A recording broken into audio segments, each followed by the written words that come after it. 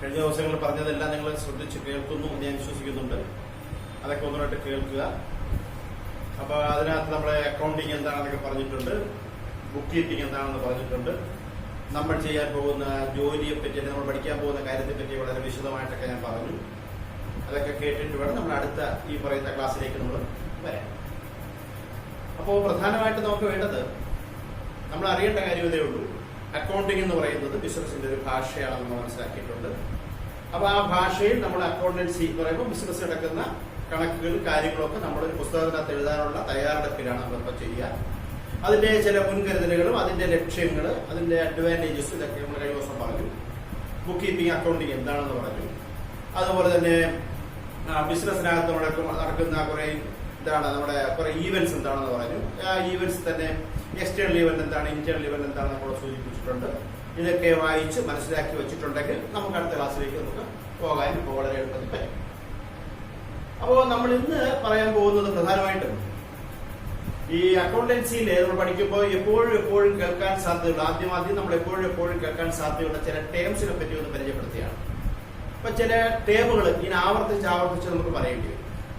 അപ്പോൾ ആ ആവർത്തിച്ച് പറയേണ്ടി വരുന്ന ചില ടേംസ് നമുക്ക് കേൾക്കുമ്പോൾ ഒരു പുതുമ തോന്നും. അപ്പൊ ആ പുതുമ നമുക്ക് എന്ത് ചെയ്യണമെന്ന് മനസ്സിലാക്കിയെടുത്തു കഴിഞ്ഞാൽ നമുക്കതൊരു പഴയ ടേമായിട്ട് മാറുകയും നമുക്ക് പെട്ടെന്ന് തന്നെ ആ പറയുന്ന പോയിന്റിലേക്ക് നമുക്ക് വരാൻ കഴിയുകയും ചെയ്യും. അങ്ങനെ ബേസിക് ആയിട്ടുള്ള ചില അക്കൗണ്ടിങ് ടേംസിനെ പറ്റിയാണ് ഞാൻ സൂചിപ്പിക്കാൻ പോകുന്നത്. അപ്പോ ബേസിക് ആയിട്ടുള്ള അക്കൗണ്ട് ടേംസ് നമ്മൾ ആദ്യം പറയുന്നത് ഒരെണ്ണം എന്ന് പറയുന്നത് ബിസിനസ് ട്രാൻസാക്ഷൻ ആണ്. അപ്പോൾ ട്രാൻസാക്ഷൻ കഴിഞ്ഞ ദിവസം ഒരു ഡെഫിനിഷൻ പോലെയാണെന്ന് പറഞ്ഞിരുന്നു. എന്താണ്? Buying, selling, exchanging value. സാധനങ്ങൾ വാങ്ങിക്കുന്ന ജോലി, സാധനങ്ങൾ അവിടെ വിൽക്കുന്ന പ്രവൃത്തി, അതുപോലെ തന്നെ എന്താണ് ധനപരമായ കൈമാറ്റം. നമുക്ക് എന്തെങ്കിലും കിട്ടുന്നു, നമ്മൾ തിരിച്ചെന്തെങ്കിലും കൊടുക്കുന്നു, ഇങ്ങനെയുള്ള കൈമാറ്റം. ഈ മൂന്ന് കാര്യങ്ങളാണ് നമ്മൾ സാധാരണഗതിയിൽ ട്രാൻസാക്ഷൻ ആയിട്ട് പറയുന്നത്. ഇപ്പൊ ട്രാൻസാക്ഷൻ എന്ന് പറയുന്ന മൂന്ന് കാര്യങ്ങളാണെന്ന് പറഞ്ഞു. Buying, selling, exchanging value. അപ്പൊ ഈ മൂന്ന് കാര്യങ്ങളാണ് ട്രാൻസാക്ഷൻ ആയിട്ട് പറയുക. ഒരു ഡെഫിനിഷൻ ആയിട്ട് നമ്മൾ പറയാൻ പറഞ്ഞു കഴിഞ്ഞാൽ ബിസിനസ് ട്രാൻസാക്ഷൻ എന്ന് പറഞ്ഞാൽ ഡീലിംഗ്സ് ഓഫ് എ ബിസിനസ് മാൻ. ഒരു ബിസിനസ്സിലെ ഒരാളുടെ ഡീലിംഗ്സ്. അത് ആരുമായിട്ട് ഡീലിംഗ്സ് ആണ്? വിത്ത് ആൻ എക്സ്റ്റേണൽ പാർട്ടി. അപ്പൊ നിങ്ങളൊരു സ്ഥാപനം നടത്തും, ചെറുതായിക്കോട്ടെ വലുതായിക്കോട്ടെ. ആ സ്ഥാപനം തീർച്ചയായിട്ടും ഏർപ്പെട്ടിരിക്കുന്നത് വെളിയിലുള്ള ആൾക്കാരുടെ കയ്യിൽ നിന്ന് സാധനങ്ങൾ വാങ്ങിക്കുന്നു, നമ്മൾ വെളിയിലുള്ള നമ്മുടെ കസ്റ്റമേഴ്സ് നമ്മുടെ സാധനങ്ങൾ വിൽക്കുന്നു. അപ്പോൾ ഇങ്ങനെ എക്സ്റ്റേണൽ പാർട്ടിയുമായിട്ടുള്ള ഒരു ഡീലിംഗ്സ് ആണ്. അപ്പൊ എക്സ്റ്റേണൽ പാർട്ടി എന്ന് പറഞ്ഞാൽ ബിസിനസ്സിനകത്തുള്ള ആൾക്കാരല്ല, ബിസിനസ്സിന് പുറത്തുള്ള ആൾക്കാർക്ക് ഉദ്ദേശിച്ചുള്ള. അപ്പോൾ ബിസിനസ്സിന് പുറത്തുള്ള ആൾക്കാർ, നമ്മുടെ ബിസിനസ്സിന് പുറത്തുള്ള ആൾക്കാരുമായിട്ടുള്ള ഡീലിംഗ്സ് ആണ്. ആ ഡീലിംഗ്സ് എന്ന് പറഞ്ഞാൽ എന്താണ്? എക്സ്റ്റേണൽ പാർട്ടിയാണ്. Which has an impact in the business. അതിന് ബിസിനസ്സിനകത്ത് ഒരു ഇമ്പാക്ട് ഉണ്ടാവും. ഇപ്പൊ സാധനങ്ങൾ നമ്മൾ സപ്ലൈ ചെയ്ത് വാങ്ങിക്കുന്നു. അപ്പൊ സാധനങ്ങൾ സപ്ലൈ ചെയ്ത് വാങ്ങിക്കുമ്പോൾ നമ്മുടെ സ്ഥാപനത്തിൽ എന്താണ് സാധനങ്ങൾ വരുന്നു. ഇത് വിൽക്കുന്ന ഉദ്ദേശത്തോടുകൂടി നമ്മൾ വാങ്ങിച്ചിട്ടുള്ളത്. അല്ലെങ്കിൽ നമ്മളൊരു മെഷീൻ വാങ്ങിക്കുന്നു, അല്ലെങ്കിൽ കുറെ ഫർണിച്ചർ വാങ്ങിക്കുന്നു. ഈ പറഞ്ഞ കാര്യങ്ങൾക്കെല്ലാം ബിസിനസ്സിനകത്ത് ഒരു ഇമ്പാക്ട് ഉണ്ടായിരിക്കണം. അത് മാത്രമല്ല, അത് നമുക്ക് മോണിറ്ററി ടേംസിൽ ധനപരമായ മാർഗത്തിൽ പണപരമായിട്ട് നമുക്ക് പറയാനും കഴിയും. ഇത്ര രൂപയ്ക്ക് ഞാൻ ഫർണിച്ചർ വാങ്ങിച്ചു, അല്ലെങ്കിൽ ഇത്ര രൂപയ്ക്ക് ഞാൻ ഗുഡ്സ് വാങ്ങിച്ചു, അല്ലെങ്കിൽ ഇത്ര രൂപയുടെ മെഷീൻ ഞാൻ വാങ്ങിച്ചു. അപ്പൊ എന്താണ് വാങ്ങിച്ചത്? അതിന് ബിസിനസ്സിനകത്ത് ഒരു ഇമ്പാക്ട് ഉണ്ടായിരിക്കണം. എക്സ്റ്റേണൽ പാർട്ടിയുമായിട്ടായിരിക്കണം അതിന്റെ ബന്ധം. അത് നമുക്ക് ധനപരമായിട്ട് പണത്തിൽ പറയാൻ പറ്റുകയാണ്. ഇത്ര രൂപ ഇത്ര പൈസ ഒന്ന് കൃത്യമായിട്ട് പറയാൻ പറ്റുകയാണ്. അങ്ങനെ ഈ മൂന്ന് കാര്യങ്ങൾ നമുക്ക് പാലിച്ചാൽ നമുക്ക് എന്താ പറയാ, അതിന് ഒരു ബിസിനസിന്റെ ട്രാൻസാക്ഷൻ എന്ന് പറയാം. അപ്പൊ ഇനി എപ്പോഴും ഞാൻ ഇങ്ങനെ സംസാരിക്കുന്ന കൂട്ടത്തിൽ ബിസിനസ് നടക്കുന്ന ട്രാൻസാക്ഷൻ എന്ന് ഞാൻ ഇങ്ങനെ പറഞ്ഞുകൊണ്ടേയിരിക്കും. അപ്പൊ ബിസിനസ് നടക്കുന്ന ട്രാൻസാക്ഷൻ എന്ന് പറഞ്ഞാൽ മൂന്ന് കാര്യങ്ങളാണ് മനസ്സിലായത്. ചുരുക്കി പറഞ്ഞാൽ മൂന്ന് കാര്യങ്ങളാണ്. ഏതൊക്കെയാണ്? Buying, selling and exchanging value. Buying എന്ന് പറഞ്ഞാൽ സാധനങ്ങൾ വാങ്ങിക്കുക, സെല്ലിങ് വിൽക്കുക. എക്സ്ചേഞ്ചിന് വരുന്ന ഉദാഹരണം ഞാൻ പറഞ്ഞു. ഒരാളെ കൊണ്ട് ഞാൻ ജോലി ചെയ്യിക്കുന്നു, പകരം ഞാൻ കൊടുക്കുന്നു ശമ്പളം കൊടുക്കുന്നു. ഒരാളുടെ സേവനം ഞാൻ വാങ്ങിച്ചിട്ട് പകരം ഞാൻ കൊടുക്കുന്നു സാലറി കൊടുക്കുന്നു. സ്ഥലം ഞാൻ വാടകയ്ക്ക് എടുത്തിട്ട് ഞാൻ റെന്റ് കൊടുക്കുന്നു. അപ്പൊ ഇങ്ങനെയുള്ള കാര്യങ്ങളെ ഞാൻ വിളിക്കുന്ന വാക്കാണ്. അതിനെയാണ് ഞാൻ പറയുന്നത് എന്താണ്? ധനപരമായ കൈമാറ്റം എന്ന് ഞാൻ പറയുന്നത്. അപ്പൊ അതുപോലെ ഇവിടെ ഞാൻ പറയുന്ന വേറെ ഡെഫിനിഷനാണ് ഇപ്പൊ പറഞ്ഞത്. എന്താണ്? Dealings of a business man with an external party. വെളിയിലുള്ള ഒരു പാർട്ടിയുമായിട്ടുള്ള ഒരു ഡീലിംഗ്സ് ആണ്. അതിനൊരു ഇമ്പാക്ട് ഉണ്ട്. ബിസിനസ്സിനകത്ത് ഒരു ഇമ്പാക്ട് ഉണ്ടാവണം. രണ്ടാമത്തെ പോയിന്റ് അത് പറഞ്ഞിട്ടുണ്ട്. Which has an impact in business ഉണ്ടായിരിക്കണം. മൂന്നാമത്തെ കാര്യം പറഞ്ഞിരിക്കുന്നത് can be expressed in terms of money. ഇത് തന്നെയാണ് ആദ്യം പറഞ്ഞത്. എത്ര രൂപയ്ക്ക് വാങ്ങിച്ചു, എത്ര രൂപയ്ക്ക് കൊടുത്തു, ബിസിനസ് വെളിയിലുള്ള ആളുമായിട്ടുള്ള ബന്ധമാണ് എന്നൊക്കെ പറഞ്ഞത് എല്ലാം ഒന്ന് തന്നെയാണ്. അപ്പൊ ഏതെങ്കിലും ഒരു ഡെഫിനിഷൻ അറിഞ്ഞിരിക്കുകയും വേണം. ട്രാൻസാക്ഷൻ തന്നെ ഞാൻ കഴിഞ്ഞ ദിവസം പറഞ്ഞതുപോലെ എത്ര തരത്തിലുള്ള ട്രാൻസാക്ഷൻ ഉണ്ട്? പ്രധാനമായിട്ടും മൂന്ന് തരത്തിലുള്ള ട്രാൻസാക്ഷൻ ഉള്ളത്. ഒന്നെന്താണ്? ക്യാഷ് ട്രാൻസാക്ഷൻ, രണ്ട് ക്രെഡിറ്റ് ട്രാൻസാക്ഷൻ, മൂന്ന് ബാർട്ടർ ട്രാൻസാക്ഷൻ. ഇതിൽ ബാർട്ടറിന് നമ്മളെ ഇതുമായിട്ട് യാതൊരു ബന്ധവുമില്ല. ഇപ്പോൾ നമുക്കത് പുസ്തകത്തിൽ നമുക്ക് രേഖപ്പെടുത്താൻ പറ്റില്ല. ഉദാഹരണത്തിന് ഞാൻ നമ്മുടെ സ്ഥാപനത്തിലേക്ക് കുറച്ച് ഫർണിച്ചർ വേണം. നമ്മുടെ സ്ഥാപനത്തിൽ നിന്ന് വേറെ ഒരു സാധനം കൊടുക്കാനുണ്ട്. അപ്പൊ ഈ പറഞ്ഞിരിക്കുന്ന സാധനം നമ്മൾ കൊടുത്തിട്ട് പകരം നമ്മുടെ ഫർണിച്ചർ വാങ്ങിച്ചാൽ, ഒരു സാധനം കൊടുത്തിട്ട് പകരം വേറെ സാധനം വാങ്ങിച്ചാൽ നമുക്കതിന് മണി വാല്യൂ പറയാൻ പറ്റത്തില്ല. അതുകൊണ്ട് നമ്മുടെ പുസ്തകത്തിനകത്ത് നമുക്ക് എഴുതാനും പറ്റില്ല. നമുക്കൊക്കെ സാധാരണമായിട്ട് അറിയാവുന്നൊരു കാര്യമാണ്. നമ്മുടെ വീട്ടിൽ ആരെങ്കിലും ഒക്കെ വന്ന് തെങ്ങിൽ കയറി തേങ്ങ വെട്ടും. വെട്ടിക്കഴിഞ്ഞാൽ നമുക്ക് തേങ്ങ വെട്ടിക്കഴിഞ്ഞതിന് പകരം രണ്ട് തേങ്ങ എന്ന് പറയുന്നത് അവരുടെ കൂലിയായിട്ട് കൊടുക്കും. അപ്പൊ അതിന്റെ വാല്യൂ എന്ന് പറയാൻ പറ്റില്ല. അതിനേക്കാണ് നമ്മൾ ബാർട്ടർ ട്രാൻസാക്ഷൻ എന്ന് പറയുന്നത്. Exchange of goods for goods എന്ന് പറയുന്നത്. അല്ലെങ്കിൽ നമ്മളൊക്കെ വയലില് നെല്ല് കൊയ്തെടുക്കുകയാണ്, പകരം നമ്മൾ കൊടുക്കുന്നു, നെല്ലെടുത്ത് കൊടുക്കുന്നു. ഇതൊക്കെ നമുക്ക് ബാർട്ടർ ട്രാൻസാക്ഷൻ. ഇതൊന്നും നമ്മുടെ ബിസിനസ്സിനകത്ത് സ്ഥാനമില്ല. അപ്പൊ ബിസിനസ് സ്ഥാനമുള്ള രണ്ട് ട്രാൻസാക്ഷൻ ഏതൊക്കെയാണ്? ക്യാഷ് ട്രാൻസാക്ഷനും ക്രെഡിറ്റ് ട്രാൻസാക്ഷൻ. എന്താണ് ക്യാഷ് ട്രാൻസാക്ഷൻ? അവിടെ ഇമ്മീഡിയറ്റ് ആയിട്ട് റിസീറ്റ് അല്ലെങ്കിൽ പേയ്മെന്റ് ഓഫ് ക്യാഷ് വേണം. ഉടൻ പൈസ കിട്ടണം അല്ലെങ്കിൽ ഉടൻ പൈസ കൊടുക്കണം. ഇതാണ് ക്യാഷ് ട്രാൻസാക്ഷൻ. ക്രെഡിറ്റ് ട്രാൻസാക്ഷൻ എന്ന് പറഞ്ഞാലോ no immediate receipt or payment of cash. ഉടനെ പൈസ വരുന്നില്ല, ഉടനെ പൈസ ഇവിടെ ചെയ്തില്ല, പോകുന്നില്ല എന്ന് പറഞ്ഞാൽ റിസീറ്റ് അല്ലെങ്കിൽ പേയ്മെന്റ് ഓഫ് ക്യാഷ് എന്ന് പറയുന്നത് പോസ്റ്റ്പോൺ ചെയ്തിരിക്കുന്നു എന്നത്തേക്ക് ഫോർ എ ഫ്യൂച്ചർ ഡേറ്റ്.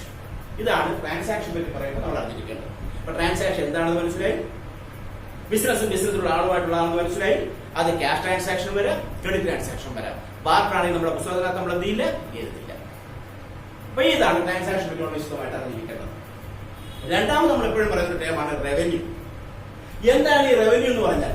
ഈ റവന്യൂ എന്ന് പറഞ്ഞാൽ the amount of business earned through sale of its goods അല്ലെങ്കിൽ റെൻഡറിംഗ് സർവീസ്.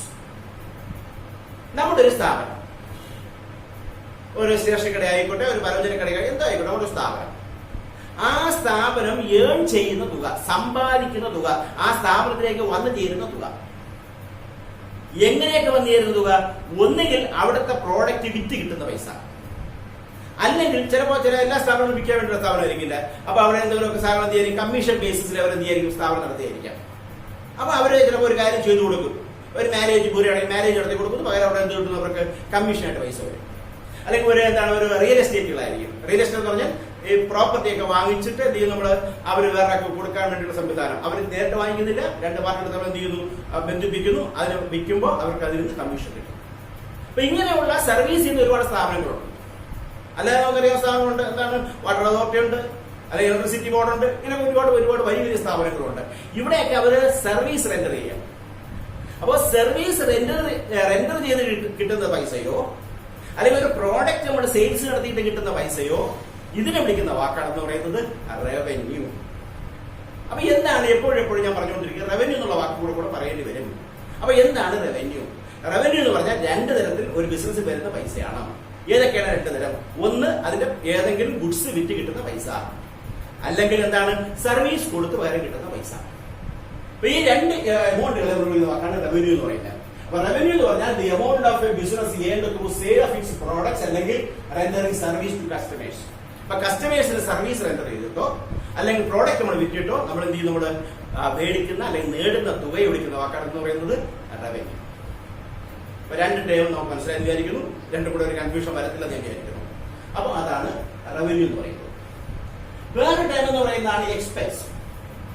എക്സ്പെൻസ് എന്ന് പറഞ്ഞാൽ അർത്ഥം ഇതാണ്, എമൗണ്ട് എക്സ്പെൻഡഡ്, നമ്മൾ ചെലവഴിക്കുന്ന തുക, നമ്മളെ എമൗണ്ട് എക്സ്പെൻഡ് ചെയ്യുന്ന തുക. എന്തിനു വേണ്ടി? റവന്യൂ ഉണ്ടാവാൻ വേണ്ടി. ഒരു സ്ഥാപനത്തിൽ വരുമാനം ഉണ്ടാകണം. അപ്പൊ നമ്മുടെ നമ്മുടെ ഒരു സ്കൂൾ നടത്തുക, അല്ലെങ്കിൽ നമ്മളൊരു ട്യൂഷൻ സെന്റർ നടത്തുകയാണ്. അപ്പൊ അവിടെ കുട്ടികളിൽ നിന്ന് വരുമാനം ഉണ്ടാവണമെന്നുണ്ടെങ്കിൽ അവിടെ ടീച്ചേഴ്സ് പ്രൊവൈഡ് ചെയ്യണം, സ്ഥലത്തിന് വേണ്ടി വാടക കൊടുക്കണം, അതുപോലെ മറ്റൊരുപാട് കാര്യങ്ങൾ അവിടെ ചെയ്യണം. അപ്പോൾ ഇങ്ങനെ നമ്മൾ എമൗണ്ട് നമ്മൾ സ്പെൻഡ് ചെയ്താൽ, സാലറി ആയിട്ടോ അല്ലെങ്കിൽ റെന്റ് ആയിട്ടോ അല്ലെങ്കിൽ ഏതെങ്കിലും രീതിയിൽ നമ്മൾ എമൗണ്ട് സ്പെൻഡ് ചെയ്ത് കഴിഞ്ഞാൽ അതിന്റെ ഒരു ഉദ്ദേശം എന്താണ്? നമുക്ക് അവിടെ നിന്ന് വരുമാനം ഉണ്ടാകണം. അപ്പൊ വരുമാനം ഉണ്ടാകാൻ വേണ്ടി നമ്മൾ എക്സ്പെൻഡ് ചെയ്യുന്ന തുക, നമ്മൾ ചെലവഴിക്കുന്ന തുക, അതിന് വിളിക്കുന്ന വാക്കാണെന്ന് പറയുന്നത് എക്സ്പെൻസ് എന്ന് പറയുന്ന വാക്ക്.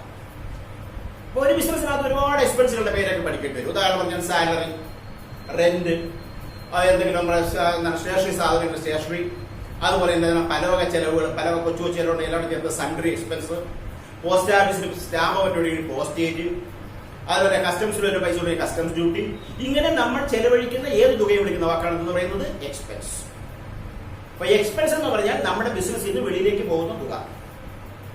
അപ്പൊ ആ വെളിയിലേക്ക് നമ്മൾ ആ പൈസ കൊടുക്കുമ്പോൾ ഒരു ഉദ്ദേശമേ ഉള്ളൂ, എന്താണ്? നമുക്ക് അതിൽ നിന്നൊരു വരുമാനം ഉണ്ടാവാം. അങ്ങനെ വരുമാനം ഉണ്ടാക്കാൻ വേണ്ടി നമ്മൾ ചെലവഴിക്കുന്ന ഉപയോഗിക്കുന്ന നോക്കുകയാണെന്ന് പറയുന്നത് എക്സ്പെൻസ് എന്ന് പറയുന്നത്. എക്സാമ്പിൾ പറഞ്ഞാൽ നമ്മൾ എന്തൊക്കെ പറഞ്ഞു? ക്യാരിയേജ് ചുമട്ടുകൂലി പറയാം, കാർട്ടേജ് വണ്ടിയിൽ കൊണ്ടുവരുന്ന പൈസ പറയാം, എന്താണ് സാലറി പറയാം, വേജസ് പറയാം, റെന്റ് പറയാം. ഇതൊക്കെ നമുക്ക് അതിന് ഉദാഹരണങ്ങളായിട്ട് പറയാൻ നമുക്ക് പറ്റും. അപ്പൊ ഒന്ന് വരുമാനം. അവിടെ ഒരു ബിസിനസ് സാധനങ്ങൾ വിറ്റോ അല്ലെങ്കിൽ എന്ത് ചെയ്തോ, ആ സാധനങ്ങളൊക്കെ വിറ്റ് അല്ലെങ്കിൽ സർവീസ് കൊടുത്തിട്ട് നേടുന്ന പൈസ. അപ്പൊ ഇങ്ങനെ ഒരു വരുമാനം ഉണ്ടാകണമെന്നുണ്ടെങ്കിൽ നമ്മൾ എന്തെങ്കിലും ചിലപ്പോൾ പൈസ നമുക്ക് എന്ത് ചെയ്യേണ്ടി വരും? ചെലവാക്കേണ്ടി വരും. അങ്ങനെ ചെലവാക്കുന്ന ഒരു വാക്കാണ് എക്സ്പെൻസ്. അതേപോലെ ഒരു കൺഫ്യൂഷൻ വരുന്ന വാക്കാണ് എക്സ്പെൻഡിച്ചർ. എക്സ്പെൻഡിച്ചർ എന്ന് പറഞ്ഞാൽ എന്താ ഉദ്ദേശിക്കുന്നത്? അത് എന്ന് പറയുന്നത് amount consumed for acquisition of assets. ഇപ്പൊ നമുക്കറിയാം, ഞാൻ നേരത്തെ പറഞ്ഞതിന് വ്യത്യസ്തമായിട്ട് ഒരു കെട്ടിടം ഞാൻ മേടിക്കുകയാണ്, ഒരു ബിൽഡിംഗ് മേടിക്കും, അല്ലെങ്കിൽ ഞാൻ ഒരു മെഷീൻ മേടിക്കും, അല്ലെങ്കിൽ ഒരു ഫർണിച്ചർ മേടിക്കും. ഇങ്ങനെ ഫർണിച്ചറോ മെഷീനോ ബിൽഡിങ്ങോ ഒക്കെ ഞാൻ അക്വയർ ചെയ്യുമ്പോൾ, ഞാൻ നേടുമ്പോൾ, ഞാൻ പ്രൊക്വയർ ചെയ്യുമ്പോൾ, ഞാൻ വാങ്ങിക്കുമ്പോൾ, അല്ലെങ്കിൽ ബിസിനസ്സിലേക്ക് ഞാൻ മുതൽ കൂട്ടുമ്പോൾ ഒരു എമൗണ്ട് ഞാൻ കൊടുക്കേണ്ടി വരും. അപ്പൊ ആ എമൗണ്ട് കൊടുക്കേണ്ടി വരുമ്പോൾ ആ പറയുന്ന എമൗണ്ട് എന്ന് പറയുന്നത് എന്റെ എക്സ്പെൻഡിച്ചറാണ് എന്ന് ഞാൻ പറയും. അപ്പൊ എന്താണ് എക്സ്പെൻസും എക്സ്പെൻഡിച്ചർ തമ്മിലുള്ള വ്യത്യാസം എന്ന് ചോദിച്ചു കഴിഞ്ഞാൽ, എക്സ്പെൻഡിച്ചർ എന്ന് പറയുന്നത് എക്സ്പെൻഡിച്ചർ രണ്ട് തരത്തിലാണ്. അതുകൂടെ പറഞ്ഞാലേ മനസ്സിലാവുള്ളൂ. എക്സ്പെൻഡിച്ചർ രണ്ട് തരത്തിലാണ്. ക്യാപിറ്റൽ എക്സ്പെൻഡിച്ചറും ഉണ്ട്, റവന്യൂ എക്സ്പെൻഡിച്ചറും ഉണ്ട്. ക്യാപിറ്റൽ എക്സ്പെൻഡിച്ചർ എന്ന് പറയുന്നത് ഈ പറഞ്ഞതിനേക്കാൾ ഒരു അസറ്റ് നമ്മൾ അക്വയർ ചെയ്യാൻ വേണ്ടി കൊടുക്കുന്ന പൈസ. റവന്യൂ എന്ന് പറയുന്നത് നമുക്കൊരു വരുമാനം ഉണ്ടാക്കാൻ വേണ്ടി ചെലവാക്കുന്ന പൈസ. എന്താ വ്യത്യാസം? ക്യാപിറ്റൽ ഒരു എക്സ്പെൻഡിച്ചർ ചെലവാക്കി കഴിഞ്ഞാൽ അതിൽ നിന്നും എനിക്കൊരു ബെനിഫിറ്റ് കിട്ടണമെങ്കിൽ വർഷങ്ങൾ കഴിയണം. എന്ന് വെച്ചാൽ ഈ ഒരു വർഷമല്ല, ഞാനിപ്പോ ഒരു 10,000 രൂപയുടെ മെഷീൻ മേടിച്ചിട്ട് 1,00,000 രൂപയുടെ മെഷീൻ മേടിച്ചിട്ട് ആ മെഷീനിൽ നിന്നും ഈ വർഷം അടുത്ത വർഷം അല്ലെങ്കിൽ അടുത്ത വർഷമൊക്കെ ഞാൻ പ്രൊഡക്ഷൻ നടത്തുമ്പോൾ എനിക്ക് ഉണ്ടായിക്കൊണ്ടേയിരിക്കും, എനിക്കെന്ത് വരുമാനം ഉണ്ടായിക്കൊണ്ടേയിരിക്കും. അപ്പോൾ ഞാൻ ചെലവാക്കുന്ന ഒരു ഹ്യൂജ് എമൗണ്ട് ആണ്. അതിൽ നിന്ന് കിട്ടുന്ന വരുമാനം ഈ വർഷം മാത്രമല്ല, വരുന്ന വർഷങ്ങളിൽ കിട്ടിക്കൊണ്ടേയിരിക്കും. അപ്പൊ അതാണ് എക്സ്പെൻഡിച്ചർ എന്ന് പറയുന്നത്, അഥവാ ക്യാപിറ്റൽ എക്സ്പെൻഡിച്ചർ എന്ന് പറയുന്നത്. അപ്പൊ റവന്യൂ എന്ന് പറഞ്ഞാൽ ഞാൻ ഈ മാസം ശമ്പളം കൊടുത്താൽ ഈ മാസം പഠിപ്പിക്കും, ഈ മാസം ഞാൻ വാടക കൊടുത്താൽ ഈ മാസം മാത്രം സ്ഥലം എനിക്ക് വാടക തരും. അതിന് എന്തില്ല, ഒരു ലോങ് ടൈം ആയിട്ടുള്ള ഒരു കാര്യം അതിനകത്തില്ല. ഇതാണ് എക്സ്പെൻഡിച്ചറും എക്സ്പെൻസും തമ്മിലുള്ള വ്യത്യാസം. പക്ഷെ നമ്മൾ സാധാരണ എക്സ്പെൻഡിച്ചർ എന്ന് പറയുമ്പോൾ ക്യാപിറ്റൽ എക്സ്പെൻഡിച്ചർ നമ്മൾ എന്ത് ചെയ്തോളണം, മനസ്സിൽ കരുതിക്കൊള്ളണം. എപ്പോഴും എടുത്ത് പറയില്ല. എക്സ്പെൻഡിച്ചർ എന്ന് പറഞ്ഞാൽ ക്യാപിറ്റൽ എക്സ്പെൻഡിച്ചർ ആണ് എന്ന് നമ്മൾ വിചാരിച്ചു. എക്സ്പെൻസ് എന്ന് പറയുമ്പോഴോ റവന്യൂ എക്സ്പെൻഡിച്ചർ ആണ് നമ്മൾ വിചാരിച്ചോളണം. അപ്പോ എക്സ്പെൻസിന് ഇപ്പോൾ ഒരു ടേം കൂടെ ഞാൻ പറഞ്ഞു, എന്താണ് റവന്യൂ എക്സ്പെൻഡിച്ചർ എന്ന് പറഞ്ഞാലും എക്സ്പെൻസ് എന്ന് പറഞ്ഞാലും നമ്മുടെ അക്കൗണ്ടൻസിൽ ഒരേ കാര്യം തന്നെയാണ് നമ്മൾ ഉദ്ദേശിക്കുന്നത്. അതേസമയം എക്സ്പെൻഡിച്ചർ എന്ന് പറഞ്ഞാലും ക്യാപിറ്റൽ എക്സ്പെൻഡിച്ചർ എന്ന് പറഞ്ഞാലും ഒരേ കാര്യം തന്നെയാണ് നമ്മൾ ഉദ്ദേശിക്കുന്നത്. അപ്പൊ എക്സ്പെൻഡിച്ചർ എന്ന് പറഞ്ഞാൽ നമ്മുടെ അസറ്റ് അക്വയർ ചെയ്യാൻ വേണ്ടിയുള്ള പൈസ, അതിൽ നിന്നുള്ള ബെനിഫിറ്റ് നമ്മൾ ഡിറൈവ് ചെയ്യുന്നത് ഒരു വർഷം കൊണ്ടല്ല, ഒരു സബ്സിക്വന്റ് ഇയേഴ്സ് ഒരുപാട് വർഷം നമുക്ക് എന്ത് ചെയ്തുകൊണ്ടിരിക്കും, അത് നമുക്ക് വരുമാനം ഉണ്ടായിക്കൊണ്ടിരിക്കും എന്നാണ് പറഞ്ഞിരിക്കുന്നത്. അപ്പൊ അത്രയേ ഉള്ളൂ. The amount consumed for acquisition of assets, എന്നിട്ട് the benefit from which is derived over a period which extends beyond the accounting year. എന്ന് പറഞ്ഞാൽ ഈ അക്കൗണ്ടിംഗ് ഇയർ കഴിഞ്ഞ് നമ്മൾ ഏത് വർഷമാണ് വായിക്കുന്നത്, ആ അക്കൗണ്ടിംഗ് ഇയർ കഴിഞ്ഞ് ഒരുപാട് വർഷം നമുക്ക് എന്ത് ചെയ്തുകൊണ്ടിരിക്കും, അതിൽ നിന്ന് വരുമാനം വന്നുകൊണ്ടേയിരിക്കുമെങ്കിൽ അങ്ങനെ ചെലവാക്കുന്ന ഉപയോഗിക്കുന്നവർക്കാണെന്ന് പറയുന്നത് ക്യാപിറ്റൽ എക്സ്പെൻഡിച്ചർ അഥവാ എക്സ്പെൻഡിച്ചർ എന്ന് പറയുന്നത്. എക്സ്പെൻഡിച്ചർ നമുക്ക് രണ്ടായിട്ട് പറയാം, ക്യാപിറ്റൽ റവന്യൂ നമുക്ക് രണ്ടായിട്ട് തിരിക്കുകയും ചെയ്യും. അപ്പോ എക്സ്പെൻസ് തിരിഞ്ഞു പോകരുത്. എന്താണ് എക്സ്പെൻസ്? വരുമാനം ഉണ്ടാക്കാൻ വേണ്ടി ചിലവാക്കുന്ന പൈസ. പക്ഷെ അത് അപ്പോഴത്തെ ആ ഒരു എഫക്ട് മാത്രമേ ഉള്ളൂ. അടുത്ത വർഷത്തേക്ക് അതിന്റെ എഫക്ട് ഇല്ല എന്ന് വിചാരിച്ചോളണം. ആവർത്തിച്ച് വരുന്ന ഒരു ഐറ്റമാണെന്ന് വിചാരിച്ചോളണം. അതോടെ ഞാൻ ഒരു ക്ലൂ ആയിട്ട് പറയാം. ഈ വർഷം ഞാൻ എന്താണ് ചെലവാക്കിയാൽ അടുത്ത വർഷം എനിക്ക് എന്തെങ്കിലും ആ പറയുന്ന പൈസ വരുമാനം ഉണ്ടാക്കാൻ വേണ്ടി ചെലവാക്കേണ്ടി വരും. അപ്പൊ അതാണ് റെക്കറിംഗ് നേച്ചർ എന്ന് പറയുന്നത്. ഇതാണ് നമ്മൾ മനസ്സിലാക്കിയത്. എക്സ്പെൻഡിച്ചർ എന്ന് പറഞ്ഞാൽ ക്യാപിറ്റൽ എക്സ്പെൻഡിച്ചർ എന്ന് വിചാരിച്ചോളാം. ഒരു അസറ്റ് മേടിക്കാൻ വേണ്ടി, ഒരു ബിൽഡിംഗ് മേടിക്കാൻ വേണ്ടി ഞാൻ 1 കോടി രൂപ കൊടുക്കുക, അല്ലെങ്കിൽ മെഷീൻ മേടിക്കാൻ വേണ്ടി കൊടുക്കുക, ഇതൊക്കെ അങ്ങനെയാണ് വിചാരിച്ചോളാം. ഇനി എന്താണ് ലോസ്? വേറൊരു ടൈമാണ് ലോസ്. എന്താണ് ഈ ലോസ് കൊണ്ട് ഉദ്ദേശിക്കുന്നത്? നഷ്ടം എന്ന് നമ്മൾ മലയാളത്തിൽ പറയും.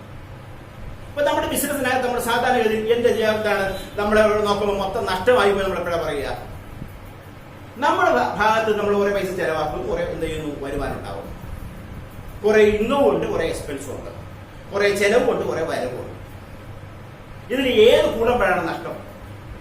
എക്സ്പെൻസ് കൂടുമ്പോഴാണ് നഷ്ടം. അപ്പോൾ എക്സസ് എന്ന് പറയുന്നത് കൂടുതൽ അല്ലെങ്കിൽ അധികം എന്ന് പറയുന്നത് ഏതായിരിക്കും? എക്സ്പെൻസ് ആയിരിക്കും. ഏതിനേക്കാളും? Over income. അപ്പോൾ ഇൻകത്തേക്കാൾ കൂടുതൽ അല്ലെങ്കിൽ റവന്യൂവിനേക്കാൾ കൂടുതൽ, വരുമാനത്തെക്കാൾ കൂടുതൽ എന്താണെങ്കിൽ എക്സ്പെൻസ് ആണെങ്കിൽ അതിനെന്ത് വിളിക്കും നമ്മൾ? ലോസ് എന്നാണ് പറയുന്നത്. അപ്പൊ ലോസ് എന്ന് പറഞ്ഞാൽ excess of expense over revenue in an accounting year. ഒരു അക്കൗണ്ടിങ് ഇയറിൽ, ഒരു സാമ്പത്തിക വർഷത്തിൽ, അക്കൗണ്ടിങ് എന്ന് പറയുമ്പോൾ നമുക്കറിയാം സാധാരണ ഇപ്പോഴത്തെ സാമ്പത്തിക വർഷമെല്ലാം അല്ലെ അക്കൗണ്ട് കണക്കാത്ത വർഷമല്ല, സാമ്പത്തിക വർഷമാണ്. ഏപ്രിൽ 1 ആരംഭിക്കും, അടുത്ത വർഷം മാർച്ച് 30 അവസാനിക്കും. ആ ഏപ്രിൽ 1 തുടങ്ങും, അതിന്റെ അടുത്ത വർഷം മാർച്ച് 30 അവസാനിക്കും.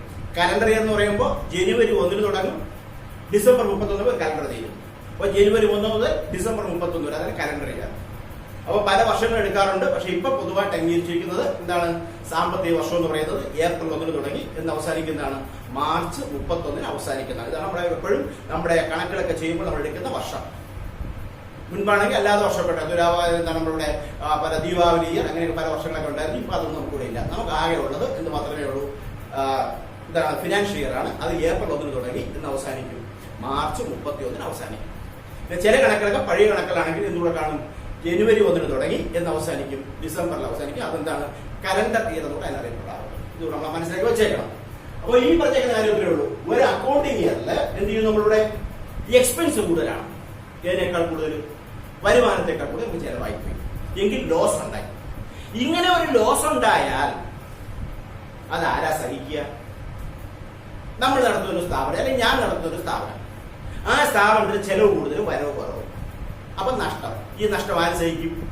ഞാൻ സഹിക്കണം. ഞാൻ ഈ സ്ഥാപനത്തിൽ കൊണ്ടുവന്നിരിക്കുന്ന എമൗണ്ടിന് വിളിക്കുന്ന വാക്കാണ്, തുടങ്ങാൻ വേണ്ടി അല്ലെങ്കിൽ സ്റ്റാർട്ട് ചെയ്യാൻ വേണ്ടി കൊണ്ടുവന്നിരിക്കുന്ന തുകയെ വിളിക്കുന്ന വാക്കാണ് ക്യാപിറ്റൽ.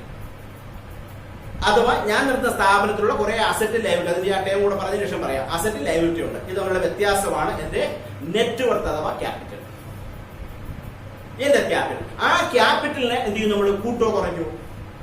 ഇപ്പൊ ഞാൻ വിചാരിക്കാം 10,000 രൂപ ഞാൻ എന്ത് ചെയ്തിട്ടുണ്ട് ഇവിടെ ക്യാപിറ്റൽ കൊണ്ടെന്ന് വിചാരിക്കാം. 10,000 രൂപ എന്റെ ക്യാപിറ്റൽ ഇൻവെസ്റ്റ്മെന്റ് ആണ്. ഒരു വർഷം നടത്തിയപ്പോൾ 1000 രൂപ നഷ്ടം ഉണ്ടായി. ഇന്ന് ഈ സ്ഥാപനം മതിയാക്കിയിട്ട് ഞാൻ പോവുകയാണെങ്കിൽ എനിക്ക് 10,000 രൂപ കിട്ടുമോ, അതേ 11,000 രൂപ കിട്ടുമോ, അതേ എനിക്ക് 9,000 എടുത്ത് പോകാൻ പറ്റുമോ? അതാണ് തോന്നുന്നത്.